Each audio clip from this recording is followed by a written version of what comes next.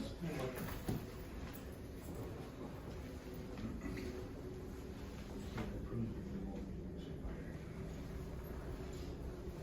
As long as you gotta read the minutes, it don't matter, I but can't even read one. could you read mine? Yeah. Okay. Thank you. Oh, we're ready? Alright. Brothers, I'm going to inform y'all right now, I am not a speaker. So I'm just going to butcher my way through it.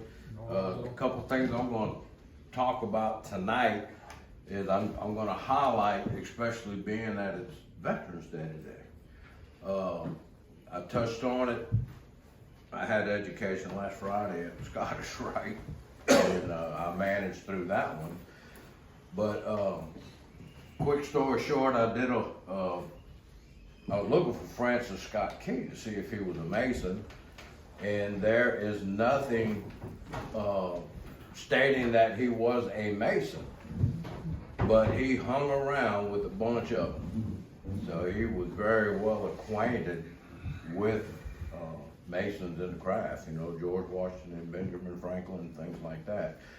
But one thing real brief that I'm going to talk about is the Pledge of Allegiance and some of the meaning behind it. Now our military, you know, the oaths that they take to the Declaration of Independence, but to me this is the oath that we take as American citizens. And I hold them true and to my heart, and got educated on 4 words that coming up in school that how I was taught is totally different, and Masonry set me right on the proper way to say the Pledge of Allegiance. And but I'm just going to give a real quick one on that, and then I'll get to what I'm really going to get on in the lesson tonight. It says, I pledge allegiance. It says, I promise to be faithful and true, promise my loyalty to the flag, to the emblem that stands for and represents of the United States, all 50 states, each of them individual and individually represented on the flag of America, yet formed into a perfect union of one nation. And to the, says, and I also pledge my loyalty to republic, government that is itself a republic, a form of government where the people are sovereign, for which it stands, the government also being represented by the flag to which I promise loyalty. One nation under God. Now those 4 words there, when I was taught in school, when we did the Pledge of Allegiance, there was a pause between the two. One nation under God. But I was quickly corrected that it's one nation under God. And the meaning that there is no comma, there's nothing in between them, is that there is nothing between that is between us as the country and God. We're one. One nation under God. These 50 individual states are united as a single republic under the divine providence of God, our most powerful resource, according to the words of President Eisenhower. Indivisible and cannot be separated. This part of the original version of the pledge was written just 50 years after the beginning of the Civil War and demonstrated the unity sought in the years after the divisive period in our history, with liberty, the people of the nation being afforded the freedom to pursue life, liberty, and happiness, and justice, and each person entitled to be treated justly, fairly, and according to proper law and principle for all.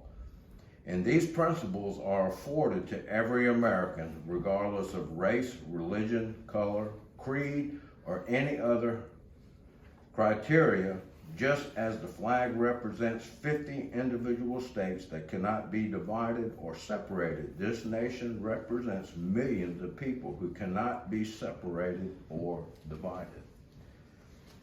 And everybody know who the Red Skeleton is? Skeleton. Excuse me. Red I know Skeleton. Halloween was just a couple weeks ago. But anyway, his rendition of the Pledge of Allegiance to me was most touching. Of course, that's going back probably to the 60s and 70s when he did that. But that was very touching. All right. He was also a Shriner. Yes, he He was. was a Yeah. Master Mason and Shriner. Several things. Burl Ives was a Mason. Scottish Rite made very active from what I've been told. Excuse me. Well, what I want to read tonight, it's short, and believe it or not, it come out of a Baptist hymnal.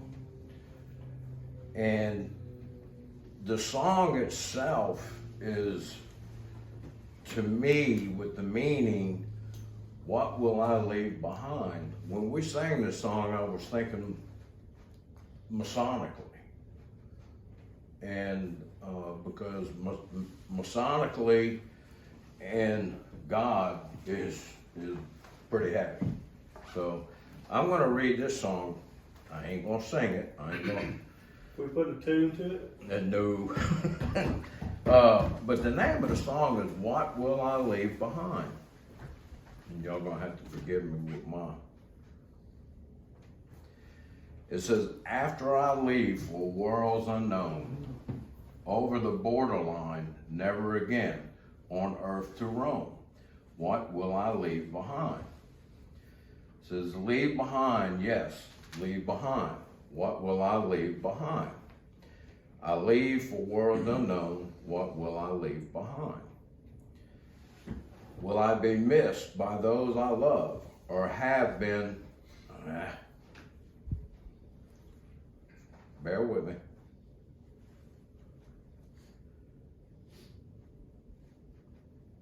Says, will I be missed by those I love, or have I been unkind? Have I been true to God above? What will I leave behind? Leave behind, yes, leave behind. What will I leave behind? After I leave for world unknown, what will I leave behind?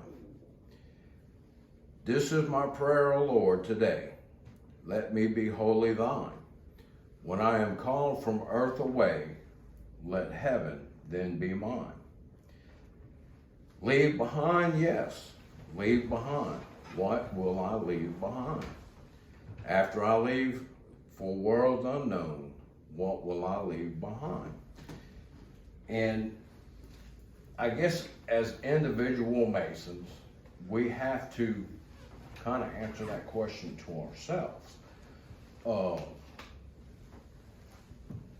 I know we don't tie ourselves to one religion. Of course, in South Mississippi, there are different religions in the area. But I think everybody in this room, we worship the one true living God and accept his son Jesus. But that song got me to thinking, Masonically, what will we leave behind? And I just wanted to have that just to kind of to give y'all a thought to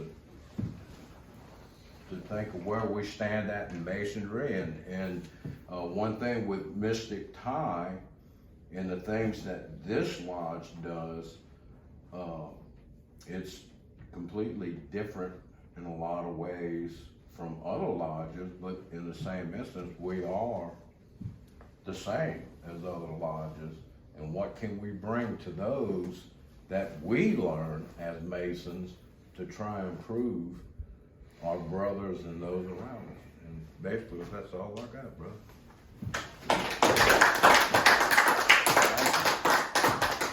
I'm off you.